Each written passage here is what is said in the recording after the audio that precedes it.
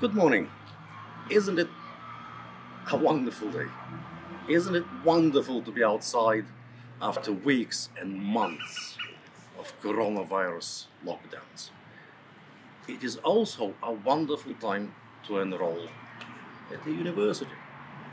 Not only in my university, which is the new Bulgarian University, isn't it pretty? Isn't it pretty? It's a wonderful time to enroll at any university. And I'll tell you why.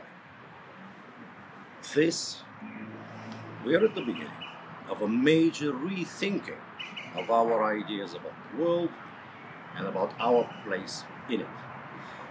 This is one of the revolutions of the mind which the coronavirus pandemic has already begun.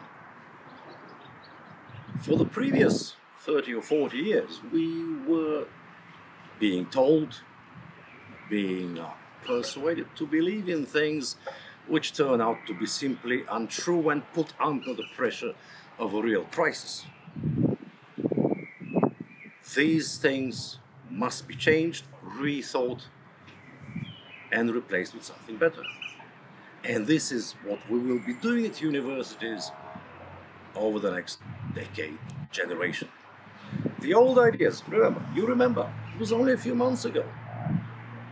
We were being told decade after decade that human beings are individuals, they live alone, they compete against each other on the marketplace, and the purpose of their life was to become a consuming individual and, if possible, very rich.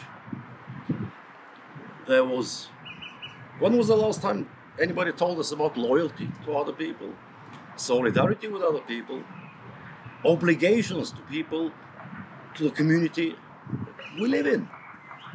It has been a long, long time. We were being told that we are individuals and we are alone. Another thing we were being told is that the purpose of this lonely individual was to fit into the requirements of the marketplace, of industry, of the economy. Now, how true did this turn out to be when people were faced with a crisis? First of all, it turned out that the only way we can survive is by helping each other, by being together, not by fighting the crisis alone.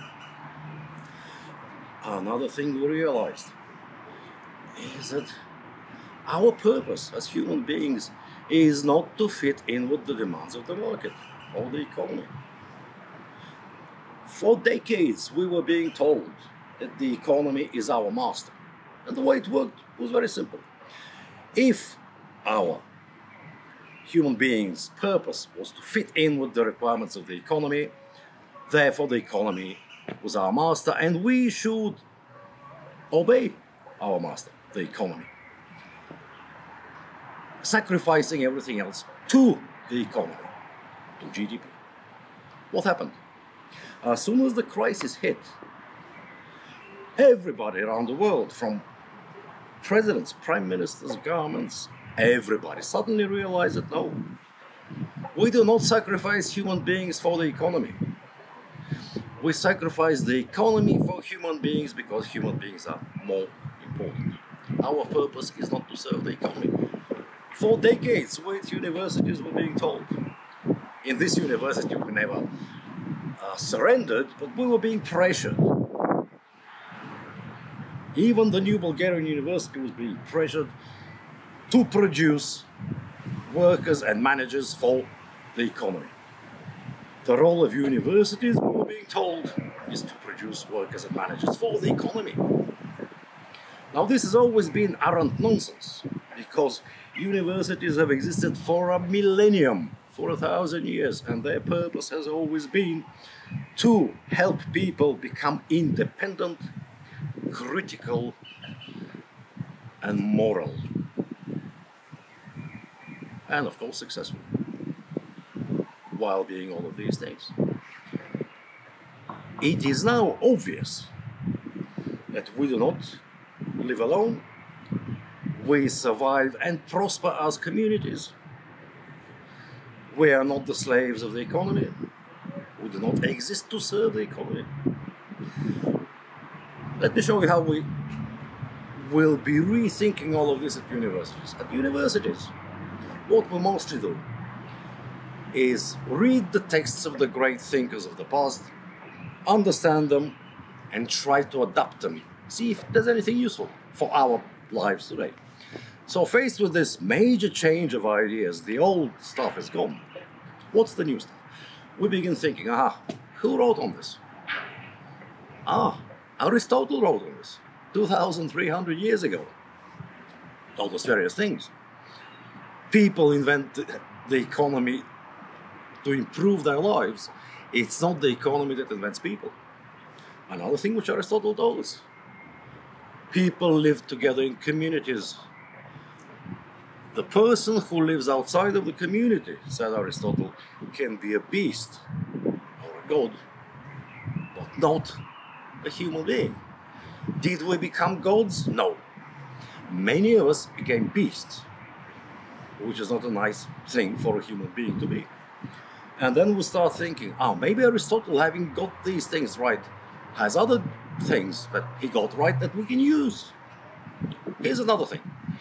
Aristotle wrote that if a community, a society, a state is composed of people who are too similar to each other, that is not a viable society, community, or state. It's not viable. We see during the coronavirus how all sorts of dictatorships around the world that had spent decades or generations trying to make their citizens all the same have not handled the crisis well. They will handle the post-crisis period even less well. It is societies composed of many different people with many different ideas that are viable, that will not only survive, that will in the end prosper. So this is what we will be doing over the next decades, years at university. We will be reinventing the world by rethinking, rejecting the old ideas, thinking up new ideas, and then going out into the world and changing the world on the basis of these new ideas. So universities over the next decade, at least, are going to be the places of the biggest adventure of the mind. Come and join us, not only here at this very pretty new Bulgarian university. Come and join us at any university and be part of this adventure.